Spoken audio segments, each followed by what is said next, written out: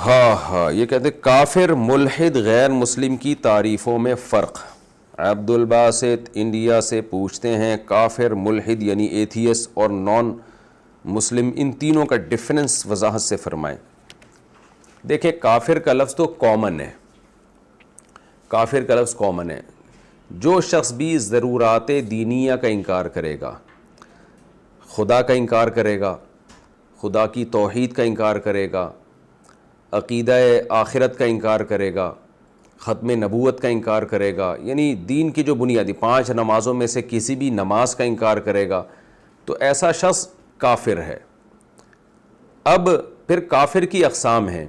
ملحد اس کافر کو کہا جاتا ہے جو خدا کے وجود ہی کا منکر ہو جائے، اور جو عام نارمل کافر ہوتے ہیں وہ غیر مسلم ہوتے ہیں، یعنی جو بھی مسلم نہیں ہے تو وہ غیر مسلم ہے۔ تو کافر کا لفظ چونکہ ذرا سخت ہے تو ہم عام غیر مسلموں کو کافر کے بجائے غیر مسلم کا لفظ یوز کرتے ہیں۔ قرآن بھی جو ہے وہ اہل کتاب کو اہل کتاب سے تعبیر کرتا ہے، تو ان کو یوں کہا جائے گا غیر مسلم۔ تو جو بھی ملحد ہے یا غیر مسلم ہے وہ کافر تو ہے، لیکن پھر کافر میں ایک ہوتا ہے، یعنی ملحد کا مطلب جو اعلیٰ درجے کا کافر ہے، جو خدا کے سرے سے وجود ہی کا منکر ہے، تو یہ بہت بڑا یعنی یہ کفر ہے۔ اسی طرح ایک اور قسم بھی ہوتی ہے زندیق۔ زندیق اس کافر کو کہتے ہیں جو ہو تو کافر مگر اپنے کفر کو اسلام سے تعبیر کرتا ہو، تو یہ بھی کفر کا بدترین درجہ ہے کہ آپ کفر پہ اسلام کا لیبل لگا رہے ہو۔